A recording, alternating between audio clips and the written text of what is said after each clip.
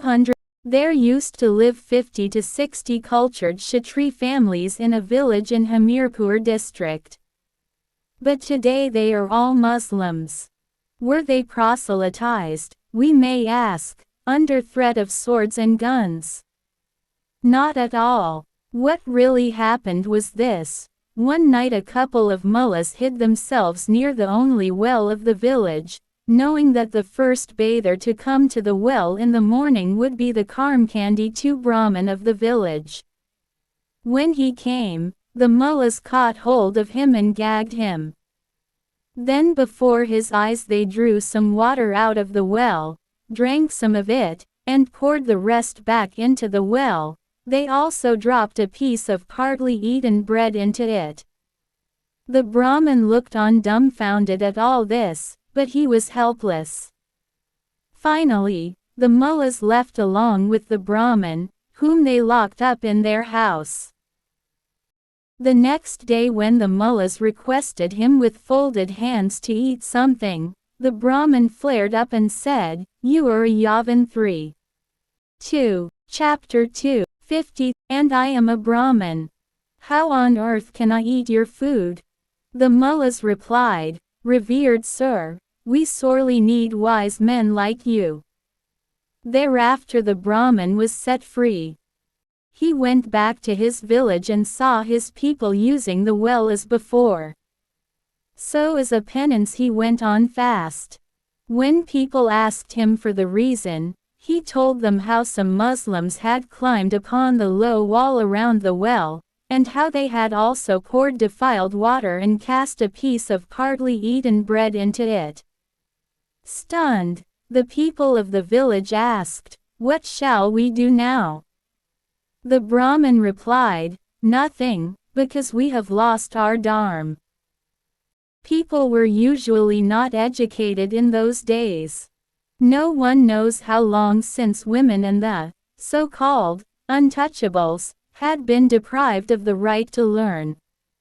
The Vaishi were convinced that making money was their only dharma.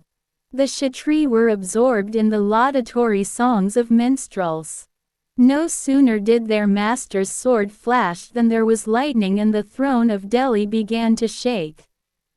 If honor came from muscle power, the Kshatri thought, why should they study and learn? What had they, wielders of arms, to do with dharma? Dharma had thus turned into a monopoly of the Brahmin. Not only were they framers of religious laws as well as their interpreters, they had also appointed themselves the final arbiters of right and wrong, of the true and the false. Such was the country's moral and spiritual degradation in the medieval times. As against this, in ancient India, not only the Brahmin but members of all classes and even women had been entitled to study of the Ved. Sages of different schools had then composed the Vedic verses and participated in spiritual discourses and debates. Ancient Indian rulers are known to have severely punished those who propagated pretense and affectation in the name of dharma. They had also paid due respect to the scriptures of religions other than their own. But in medieval India, ignorant of the spirit of Sanatan Dharma, the Kshatri of the village of our sad story slunk one after the other into a corner like frightened sheep, shuddering with the unbearable agony of the thought that they had lost their dharma. Some of them even committed 54 suicide. But, of course, all of them could not be expected to kill themselves. Men of staunch faith, they yet looked for an alternative because of their mistaken belief. Even today the Muslims of the Hamirpur village solemnize their weddings like Hindus. Only at the end of the ceremony a mullah is brought in to perform the nikah ceremony. All of them were once faithful Hindus and all of them are now faithful Muslims. The catastrophe, as we have seen, was brought about by nothing more than the prevailing Hindu belief that their water would be defiled if it was touched by a Muslim. The misguided villagers were convinced that they had lost their dharma by using defiled water. So that is what dharma had been reduced to in medieval India. It had turned into something like the plant whose leaves shrink and droop at being touched. We call this plant Lajwanti, the shy one.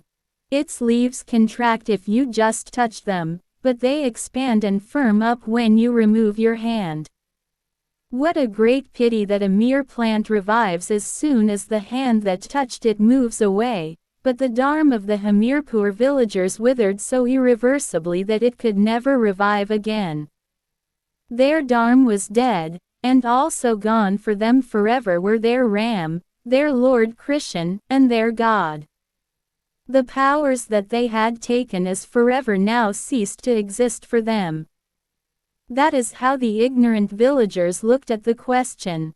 The truth is, however, that the power that was dead was only certain stupid customs which people had taken for dharma out of their spiritual ignorance. Dharma protects us and is, therefore, stronger than us. But whereas even the mortal body needs some kind of a weapon to be killed, the peculiar dharma of the gullible Hindu was destroyed by a mere touch. What kind of dharma was it, we wonder, for it is man-made customs which die, nor that which is eternal and immutable.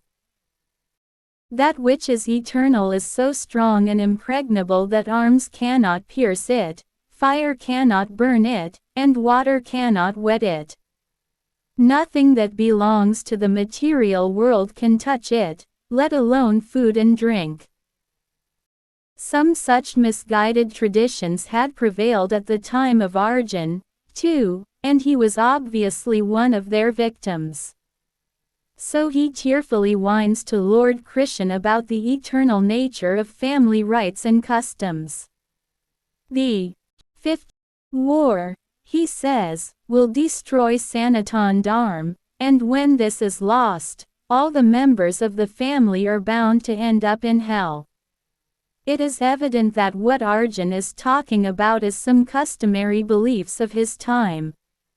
That is why the spiritually adept Lord Krishna refutes him and points out that the self alone is perpetual. If we do not know the way to this embodied God, we are yet uninitiated into the spirit of Sanatan Dharma. Knowing that this immutable, eternal self pervades all, what should we look for?